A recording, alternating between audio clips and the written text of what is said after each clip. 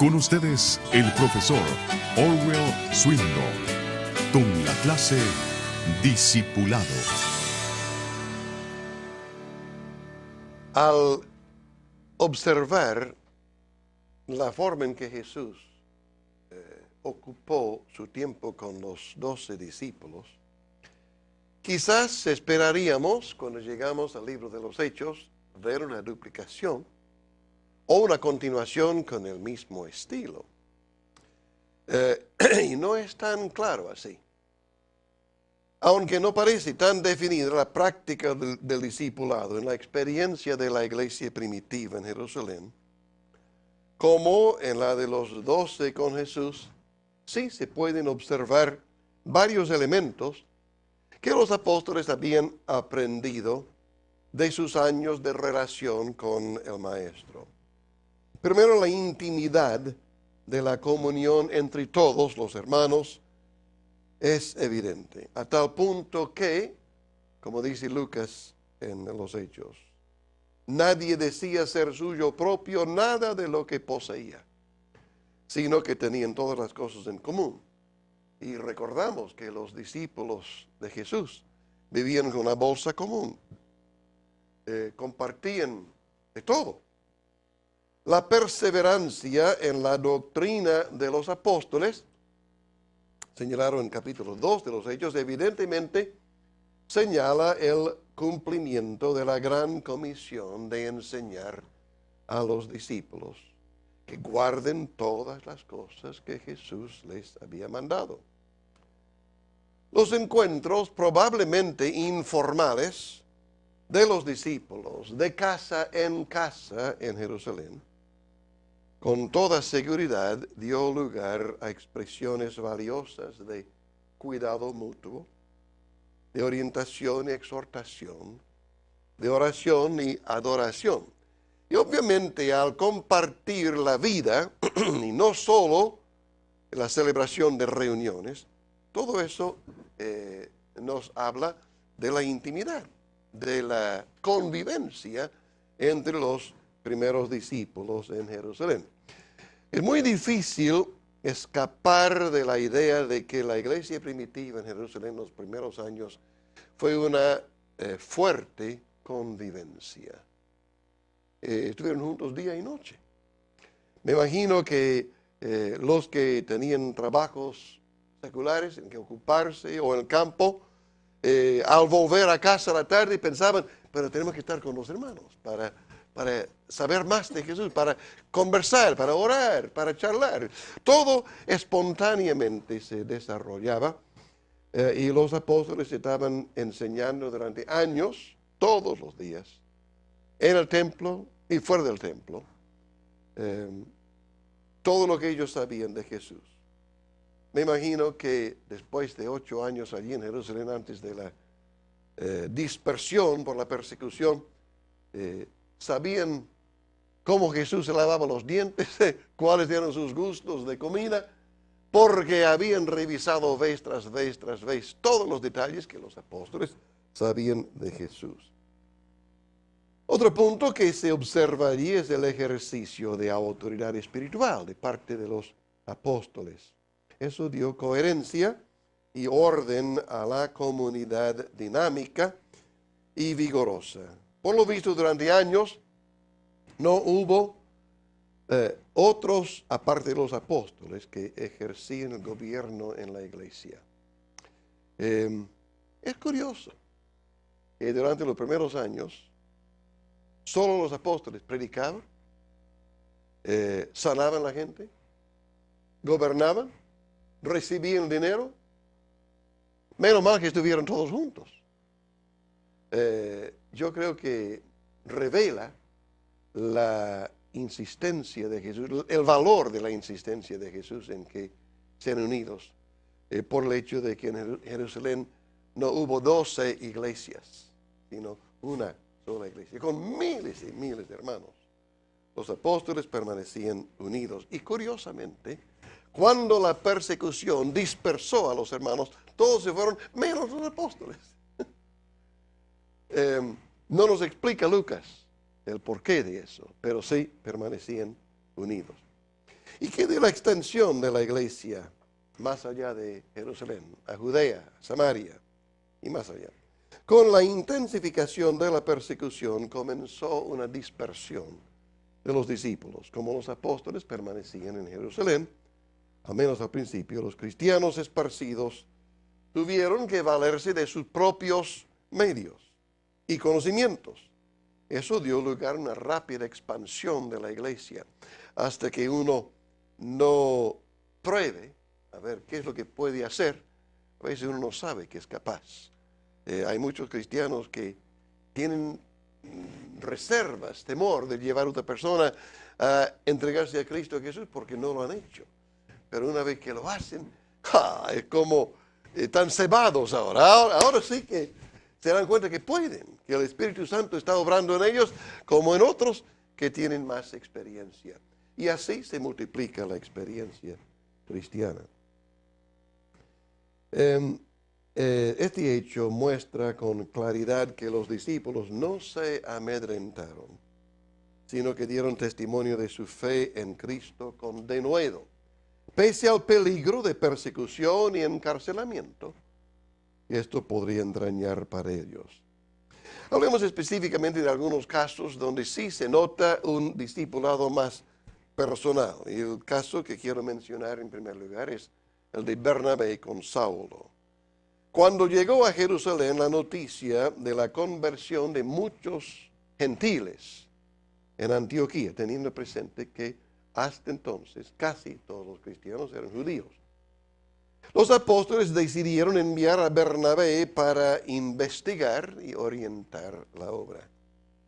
Bernabé decidió buscar a Saulo en la ciudad de Tarso y llevarlo consigo. La práctica de Bernabé de un discipulado efectivo sirvió para afirmar a Saulo en la obra, pues allí desarrolló un ministerio muy efectivo, quedando él, Saulo, y Bernabé, junto a 3 otros, entre los principales de la congregación. ¿Ven la pluralidad? Juntos, ¿no? Conocidos en conjunto, según Hechos 13, como profetas y maestros. De allí salieron Bernabé y Saulo, enviados por el Espíritu Santo y conocidos desde entonces como apóstoles. Es interesante observar que aunque Bernabé era aquel que había discipulado a Pablo, desde que salieron y los dos son llamados apóstoles, parece que es Pablo el que lleva la delantera. Cuando formamos otros, nunca sabemos si este va a terminar teniendo un ministerio mucho más extenso que uno mismo, que le ha ido formando. Pues es una de las, ¿cómo diríamos?, de la gloria de la vida cristiana. Que siempre otro que no parece gran cosa de entrada, de pronto se desarrolla bajo la guía del Señor en un gran ministro o una persona muy fructífera. La salida de Antioquía parece coincidir también con el cambio de nombre de Saulo a Pablo. Hablemos un poco de una experiencia un poco frustrada. No todo trabajo de discipulado termina bien como uno quisiera. Lucas nos informa que cuando Bernabé y Saulo salieron de Antioquía en su primer viaje misionero, llevaron consigo a un tal Juan Marcos, de ayudante. Siendo Juan Marcos pariente de Bernabé, no es difícil comprender el deseo del tío de que el joven Juan Marcos ganara una experiencia valiosa a su lado. De todas maneras, Bernabé había hecho lo mismo con Saulo. Pero el discipulado terminó frustrado, pues un poco más adelante, en Perge de Panfilia, Juan Marcos desistió del viaje y volvió a Jerusalén, cosa que evidentemente disgustó bastante a Pablo. Más adelante, Bernabé quiso reanudar la misma relación con su sobrino, llevando consigo de nuevo a Marcos. Pero Pablo lo resistió con mucha firmeza. a tal punto que los viejos compañeros discutieron fuertemente y se separaron, llevando Bernabé a Marcos consigo hacia Chipre, entre tanto que Pablo llevó a Silas para iniciar su segundo viaje misionero. Aunque es lamentable la discusión y separación, afortunadamente no fue toda pérdida. Años más tarde, cerca del fin de su vida, Pablo parece reconocer la bondad y efectividad de Bernabé, como también la restitución valiosa de Marcos, pues él pidió a Timoteo, cito, toma a Marcos y tráele contigo, porque me es útil para el ministerio. Es uno de los pasajes que más me conmueve, porque pienso que si no hubiera sido por la insistencia de Bernabé, Juan Marcos podría haber desaparecido del mapa, por lo menos como discípulo. Pero ese viejo Bernabé, un hombre tan lleno de bondad y compasión, dice, no, voy a insistir con Juan Marcos, lo vamos a sacar bien. Y él es el autor del evangelio que lleva su nombre. Así que esto gracias al discipulado efectivo de Bernabé. ¿Han conocido ustedes algunos que son así tan firmes, tan insistentes en el discipulado, que sacan adelante lo que otros abandonan? Mi señora es así. Ella dice, yo me meto como un bulldog y sigo y sigo y sigo. Y veo que vez tras vez ha sacado adelante un hijo, o un nieto o una persona que recién se convierte a Cristo. Menos mal que hay algunos así en la iglesia de Cristo Jesús, al estilo de Bernabé. Muy bien, y Pablo con Timoteo es otra hermosa ilustración. Cuando Pablo y Silas llegaron a Derbe y a Listra, encontraron allí cierto discípulo llamado Timoteo, hijo de una mujer judía creyente, pero de padre griego. Estoy citando de Hechos 16:1. Luego Lucas informa que Pablo quiso que éste fuese con él. De allí en adelante Pablo lo considera como un verdadero hijo en la fe. Así se refiere a él en la epístola, primera epístola que escribe a Timoteo.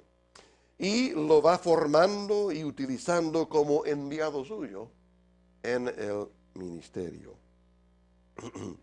Otra lección sobre el discipulado encontramos en términos muy hermosos y valiosos con respecto a la iglesia en Tesalónica. Es especialmente instructiva la experiencia de Pablo en Tesalónica, relatada por Lucas en Hechos 17, pero más por el testimonio de Pablo en su primera carta a la congregación joven allí, especialmente en 1 Tesalonicenses capítulos 1 y 2. En esta última, el apóstol recuerda el trato tierno y la receptividad y buena voluntad de los nuevos discípulos que dieron lugar a una hermosa obra del Señor en este lugar. Déjenme enseñar, hermanos, que la iglesia no se define simplemente con cifras o sitios. La iglesia es una cuestión de corazones unidos, de compasión, de amor, de fe, de persistencia, de seguir juntos delante del Señor.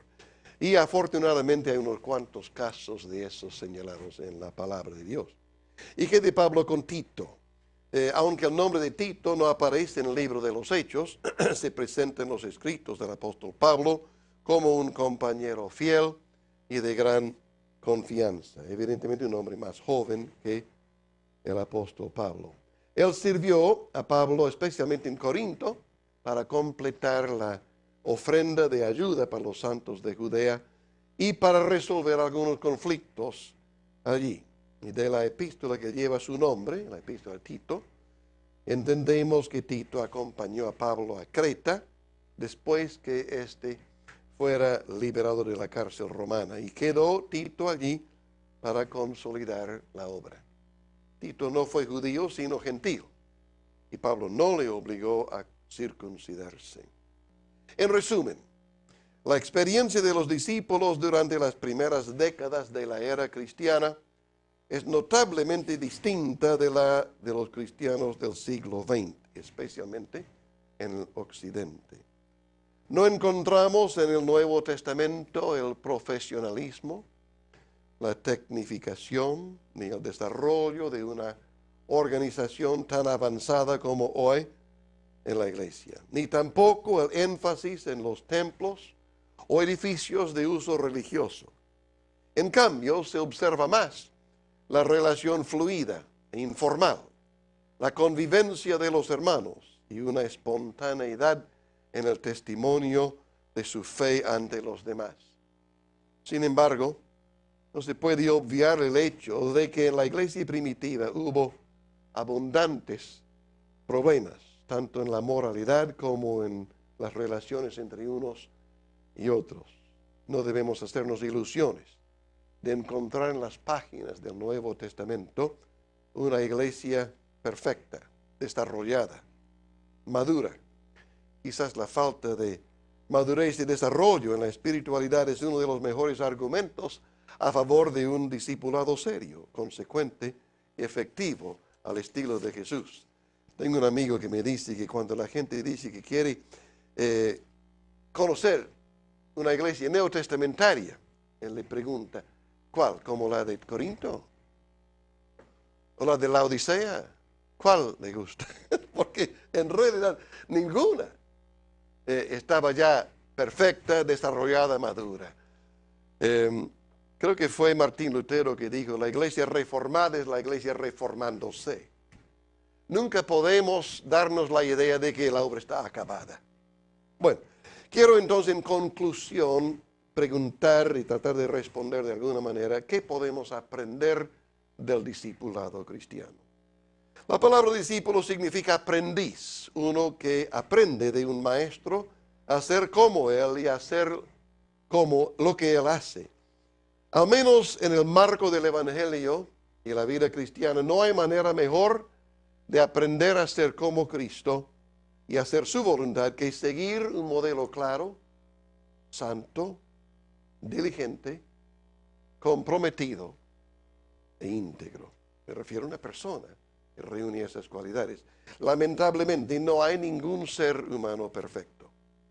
Por eso hemos de mantener los ojos puestos en Cristo. De todas maneras, es más fácil aprender de uno que ya está viviendo lo que otro anhela vivir y conocer. Y no debemos rechazar el principio o método del discipulado por la presencia de fallas observables en los que dicen seguir a Cristo. Por otro lado, los cristianos no podemos conformarnos a una vida confortable, una relación agradable con Cristo, cuando aún hay tantos que necesitan conocer el Evangelio y crecer en el conocimiento de Dios. Yo me recuerdo una novela que leí cuando era joven, de una persona que se había entregado a Cristo Jesús, pero no quería ir al cielo, porque no quería pasar la eternidad con los hermanitos. Otro amigo mío ha dicho, la iglesia sería una maravilla si no fuera por la gente. Pero es que somos gente, somos la iglesia. Por eso es tan importante el discipulado. Entendemos que es el deber de los que van afirmando su vida en Cristo, asumir una responsabilidad efectiva hacia otros que podrían beneficiarse espiritualmente por la dedicación nuestra a acompañarles y ayudarlos en su deseo de crecer. De la misma manera, es la responsabilidad de los nuevos buscar una relación con los más maduros o crecidos que puedan aportarles orientación, corrección y enseñanza, a fin de que lleguen a conformar sus vidas cada vez más a la de Cristo. Ustedes habrán observado probablemente en el curso de estos estudios que no estamos dando demasiada énfasis en simplemente calentar un banco y escuchar un estudio. El discipulado es accionar juntos, estar al lado de otro haciendo lo que hace. Y eso es lo que hace que uno crezca. De lo revisado y aprendido hasta aquí, entonces podemos señalar algunos elementos importantes que se pueden aplicar o emular en nuestra experiencia del discipulado cristiano. Quiero sugerir varios a continuación. Primero, evangelización e iniciación en la vida cristiana.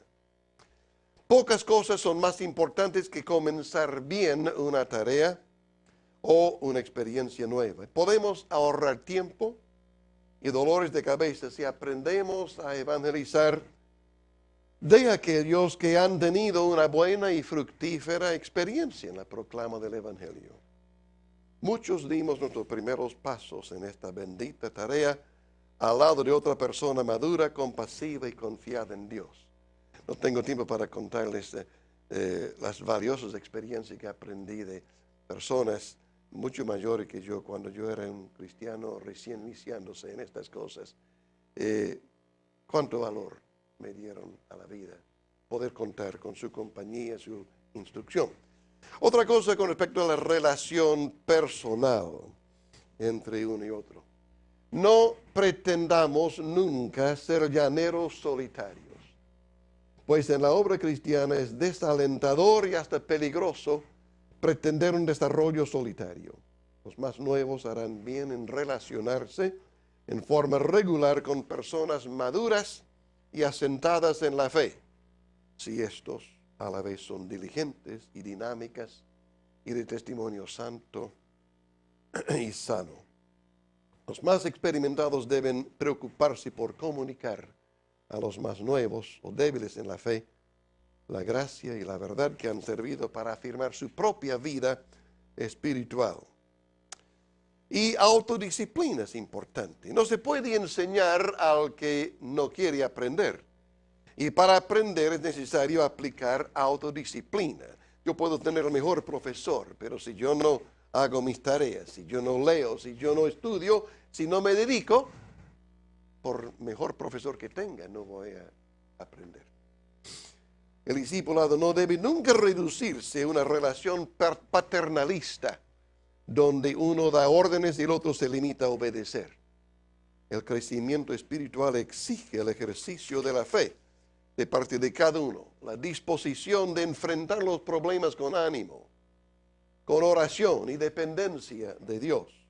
Una relación sobreprotectora solo demorará o estancará el desarrollo del discípulo. En última instancia, cada creyente es oveja y discípulo de Cristo. Y debe responder personalmente al amor y las exigencias de Cristo en la vida.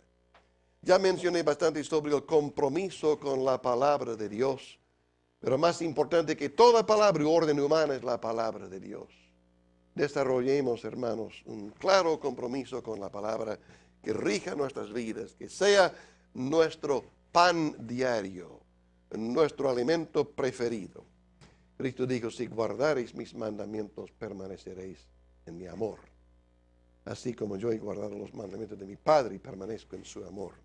Otra cosa es el ejercicio de fe. El desarrollo de la fe no se produce en un invernáculo, sino en el campo de labor o de batalla. La fe es más que un asidero para nuestra vida. Es también un arma y una herramienta de trabajo. Solo se aprende a usar cuando uno se encuentra frente a un problema o una dificultad. El propósito del discipulado no es resolver todos los problemas del discípulo, sino animarlo y ayudarlo a ejercer su propia fe y aprender a desarrollarla. Y la oración en conjunto es otro punto. Al igual que en la evangelización, la mayoría aprendimos a orar al lado de otro que tenía una práctica regular de oración. Orar es como respirar en la vida espiritual. Sin ella, morimos o perdemos el contacto vital que sostiene nuestra vida en Cristo. Todo aquel que aplica el discipulado debe preocuparse por desarrollar una vida efectiva de oración en uno mismo como en los demás que le acompañan. Y finalmente el punto más importante. El propósito del discipulado es que seamos como Jesús. Este es el objetivo. Dios está obrando en nosotros para conformarnos a la imagen de su Hijo.